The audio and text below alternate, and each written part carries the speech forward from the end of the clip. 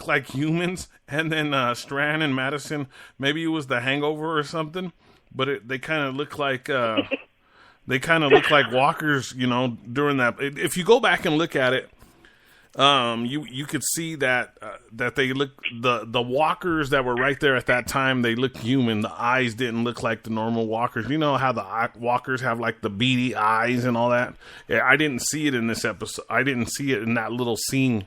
So that was one of the things that confused me on that. For some reason, that bar situation got to me. Just like last week, the wig thing, the blonde wig thing with Elisa, and her mom.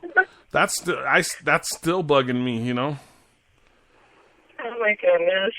That's still bugging me to, I'm like, oh my God, how could they do that fake wig thing? And it was I feel kind of the same way.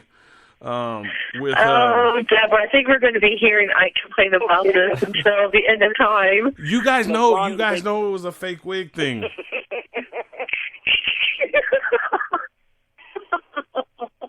Oh, Ike, we love you, man. Okay, Ike, I'll get you one. Yes, that's what we'll get you for Christmas. We'll get you a long wig for Christmas. No, I don't like hair at all. If it was up to me, it's funny is that the people who like hair can't get hair, and the people like me who don't like hair just grow hair like crazy. I always have to shave my hair all the time. It's the craziest thing that I have to go through that. So the other thing I wanted to talk about was Strand going up. Nikki, come on with that. Don't say that. You guys want me to look like an 80s rock band because I like all that 80s music. Look at Nikki. We have to get you a long blonde wig then. Yes, we do. Yeah. That's our mission now. Yeah, so I could look like, okay, I like 80s music, so what? All right. What are those called? Like what Eugene has? What is it called? Eugene wears it on TWD. What do they keep calling it? Pay? No, Eugene. A mullet? Oh, huh? A mullet. A mullet, yeah, a mullet, the long hair mullet, whatever. On our mission, you guys put some corny stuff up here, but that thing, I don't know. For some reason, that bar situation really got to me. And you guys want to know some crazy stuff that I was reading on? It said that the bar scene, they had to keep shooting it because they had to keep moving. There was a spa there by the bar. So they had the motel was actually open during the time for people that didn't know, and they had to keep shooting at different times because of that, because people had appointments and stuff that they couldn't cancel. So there's a lot going into that motel because it's open right now. So they're using it right now. So it's pretty crazy when I was reading that, Huh. So it's pretty. I remember reading. Yeah. I remember reading. It might have been Talking Dead, or I read. Yeah, that's what it was on. It was on Talking Dead. Motel. They had actual people, visiting the motel, working in it. Wow. I didn't know about that. Yeah, I remember that. I don't know where I read it from, but I did read that. I don't know if it was Talking. It might have been Talking Dead. That I heard it from. So also, the thing that was really intriguing about this podcast was, they all got to the dinner table and they were waiting on the husband that got married, that the wife not passed away, but turned. Strand went up to talk to him. He just went through it with his mate, I didn't want to say, you guys know what I'm talking about. All the Fear TWD fans know what we're talking about. If you would just join the live chat, it would be awesome. But anyway, Strand just lost his mate, so he knows what the guy's going through. The guy said, don't hurt her. He says, I'm not going to let you hurt her. Everybody's waiting at the dinner table because they're all going to eat together because they all accomplished something together as a team like we are. And Strand goes up there and he says, I'm just going to take care of it for you. And he goes in there. At first, I didn't know that he went in there to go ahead and end it, because he was keeping her alive. And I didn't know that that's what he was doing at the time. So thinking about it after, it's kind of sad. It kind of hurts, but I guess it's part of the new world that they live in. Right. Exactly. He couldn't I mean, he couldn't touch his wife, really, or kiss his wife, or, I mean, heck, she'd try to chow down on him. I mean, but he had to do what he had to do. See, if I was in that situation, I don't know if I could do it either. I really don't know if I could. It would be hard, you know. It would be extremely hard. Yeah, so... You know, like Strand said, that's not your wife. That's what he said. That's not your wife. Right, yeah.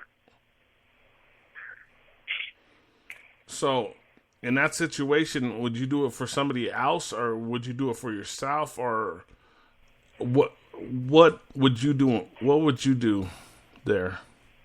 Thinking about it.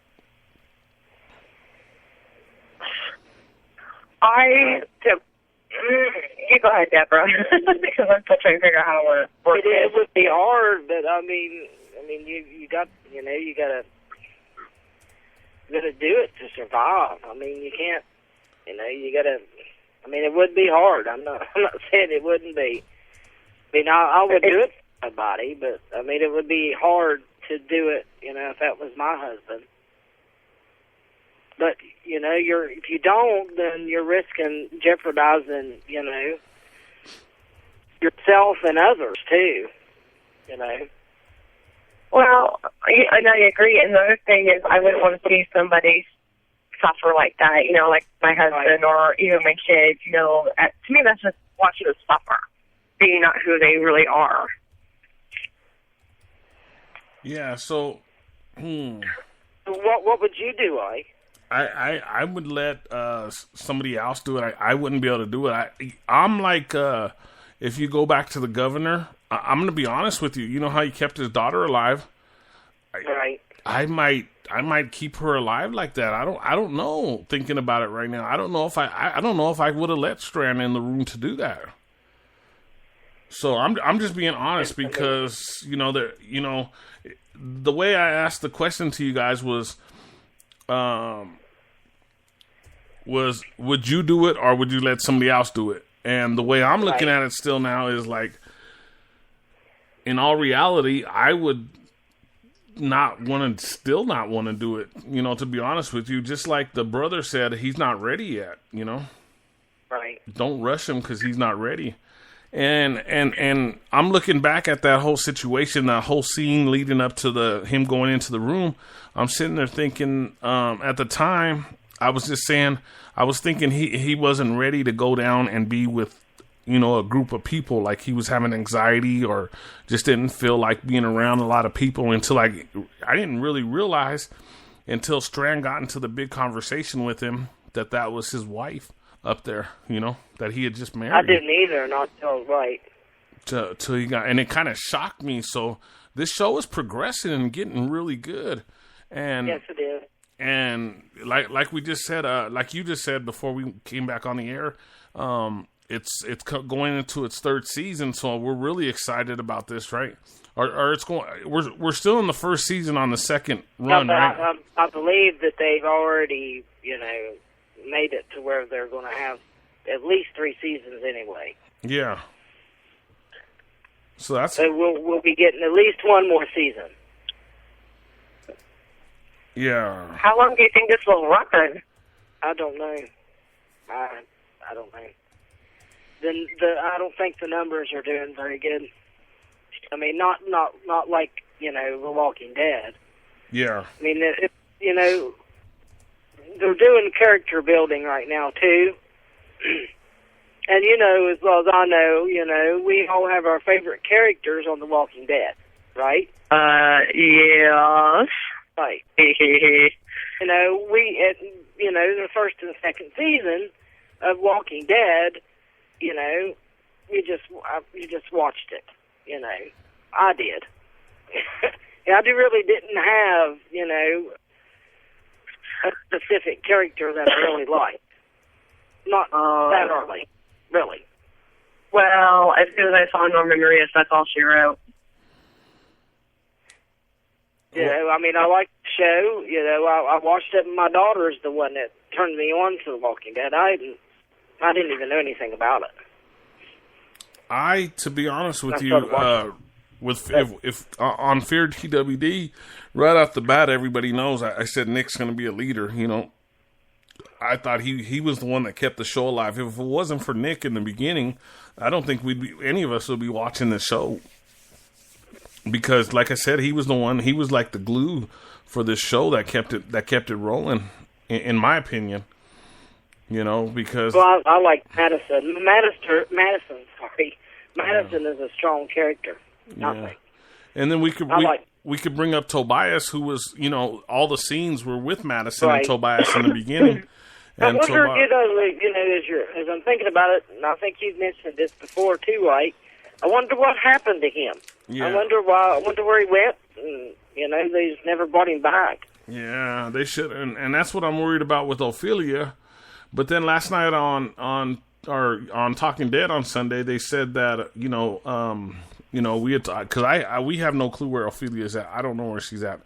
And on Talking Dead, they were like, who was a better match, Luciana or Ophelia for Nick? And everybody picked, Luciana. Yeah.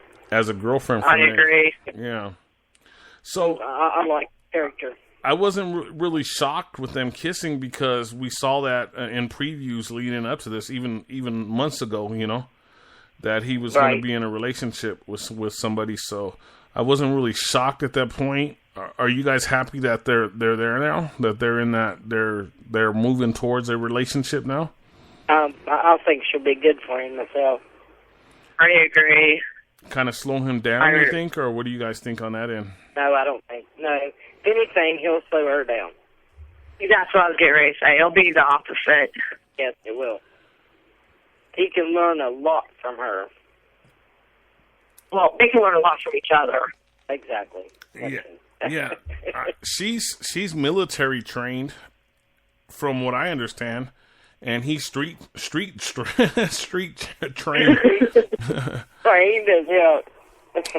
You guys want to hear something? I practiced a word today so that I said it correctly on the air. Because somebody said it in one of the feeds today. They said that TWD was nothing but a soap opera. Did you see how good I did that today too? I had to practice that. Really? Who said that? Because I always say soap opera. Soap opera. So it's a soap opera. Yeah, soap opera. Yeah. Yeah. Oh, so I'm still saying it wrong? I'm saying soap opera. So I'm still saying it wrong. Uh-oh, okay. I was all happy thinking, man, I'm saying it good. It's going to be awesome. I'm saying it good. So you're fired. So for the last segment here of the show before we go, what do you guys?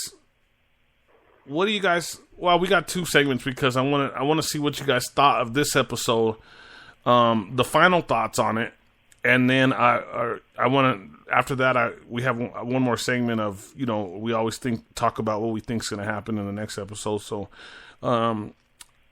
as a whole, what do you guys think about this episode?